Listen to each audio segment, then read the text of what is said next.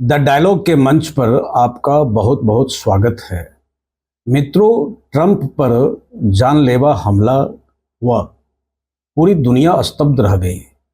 Trump बाल बाल बच गए, गोली कान को छूते हुए निकल गई। परमात्मा अगर मेहरबान नहीं होते, गोली सर को छेद करके बाहर निकलती और ट्रंप वही ढेर हो जाते, लेकिन ट्रंप बाल बाल बच गए। मित्रों, ट्रंप की जो घटना घटी है, यह घटना कोई पहली बार अमेरिका में नहीं हुई है। दुनिया में अमेरिका लोकतंत्र को लेकर के काफी सक्रिय रहा है, लेकिन अमेरिका का जो लोकतंत्र रहा वह रक्त रंजित लोकतंत्र रहा। रक्त रंजित लोकतंत्र की कहानी ऐसी जिसमें कि 4 राष्ट्रपति की हत्या कर दी गई और जिसमें अब्राहम लिंकन वह एक थिएटर में थे। वो फोर्ड थिएटर में एक नाटक देख रहे थे। उस नाटक का नाम था आवर अमेरिकन कजिन। उस नाटक देखने के दौरान ही अब्राहम लिंकन की हत्या हो गई। 19वीं सदी में 2 राष्ट्रपति मौत के घाट उतार दिए गए। 20वीं सदी आते आते फिर 2 राष्ट्रपति की हत्या हो गई। 1865 में लिंकन की हत्या हुई, 1881 में जेम्स गारफील्ड की हत्या हुई। और गारफील्ड की हत्या तब हुई जब गारफील्ड स्टेशन की तरफ जा रहे थे और वही उसी क्रम में उनकी हत्या कर दी गई। 1901 में विलियम्स मैकिनले की हत्या की गई। 1933 में रूजवेल्ट की हत्या की गई। और इस तरह से हम देखते हैं कि लगभग 40 राष्ट्रपतियों में 13 राष्ट्रपति पर जानलेवा हमला हुआ।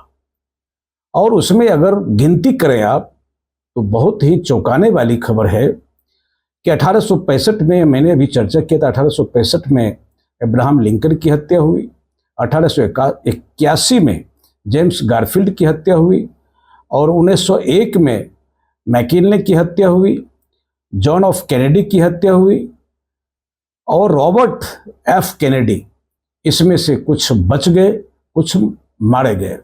1912 में भी रूजवेल्ट पर जानलेवा हमला हुआ और 1933 में फ्रैंकलिन रूजवेल्ट पर भी हमला हुआ। 1972 में जॉर्ज वालेस पर हत्या की कोशिश हुई और 1975 में जेराल्ड फोर्ड पर भी हत्या की कोशिश हुई। 1981 में रोनाल्ड रीगन पर जानलेवा हमला किया गया। 1984 में बिल क्लिंटन पर भी हत्या का प्रयास हुआ और 2005 में जॉर्ज द बुश पर भी जानलेवा हमला हुआ। 4 तो शहीद हो गए और कुछ लोग घायल हुए और किसी तरह से बच पाए। यह अमेरिका के राष्ट्रपति की कहानी है। लाख अमेरिका कहे कि हम दुनिया में लोकतंत्र की बहाली करना चाहते हैं और लोकतंत्र की बहाली के नाम पर अपने साम्राज्यवादी मंसूबे को साकार करने के लिए दूसरे की सोवरेनिटी में प्रवेश करते रहे, दूसरे देशों में प्रवेश करते रहे कि हमें यहाँ लोकतंत्र की बहाली करना है। लेकिन अमेरिका स्वयं के भीतर अपने रक्त रंजित इतिहास को अमेरिका पढ़ नहीं पाता है। फिर अमेरिका उसी ढर्रा पर आगे बढ़ता है। अमेरिका में असंतोष लाख दुनिया को लूट करके, गरीब मुल्कों को तबाह करके, भले ही अकूत संपदा अमेरिका ने जमा किया हो, लेकिन अमेरिका की स्थिति बहुत ही खराब है। जो ट्रंप पर जो गोली चली है, गोली चलाने वाला भी जो कम उम्र का नौजवान है, हालांकि सुरक्षाकर्मी ने तुरंत 2 मिनट के अंदर में उसको वही ढेर कर दिया, लेकिन वह भी उसी का समर्थक था। और क्या असंतोष है युवाओं के भीतर, क्या कहानी है। हम इस हत्या की कोई जस्टिफिकेशन करने की स्थिति में नहीं है। लोकतंत्र में हत्या का कोई स्पेस नहीं है। जब ट्रंप पर गोली चली तो वर्तमान राष्ट्रपति ने उनसे बात करने की कोशिश की। उन्होंने भी कहा कि यह जो है, यह अमेरिका में हिंसा के लिए कोई जगह नहीं है। यह एक राजनीतिक बयान है। फिलहाल बहुत ही सशंकित है अमेरिका का लोकतंत्र कि क्या होगा आने वाले दिनों में। राष्ट्रपति का चुनाव होने वाला है। अब बाइडेन की जो उम्र है वो उम्र जो है वो ज़्यादा हो गई है। बाइडेन फिर कैंडिडेट बनेंगे या ना बनेंगे। उम्मीद है कि बाइडेन किसी युवा उम्मीदवार को सामने लावे। अमेरिका चाहता है कोई युवा चेहरा सामने आवे। अभी तक तो ऐसी कोई तैयारी होती हुई नहीं दिख रही है। अगर यही स्थिति रही तो निश्चित रूप से अमेरिका के चुनाव में ट्रंप और बाइडेन आमने सामने होंगे और जनता के सामने तब एक ही विकल्प होगा, ट्रंप, क्योंकि बाइडेन की उम्र लगातार बढ़ रही है।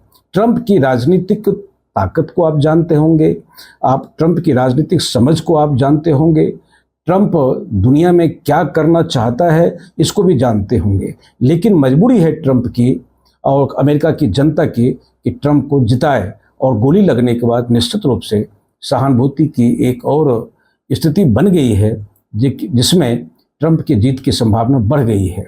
मित्रों, बने रहिए हमारे साथ में। हम फिर इसी प्रकार की रोचक जानकारी को लेकर के आपके पास आते रहेंगे और हम साझा करते रहेंगे जो भी सूचना आएगी। नमस्ते।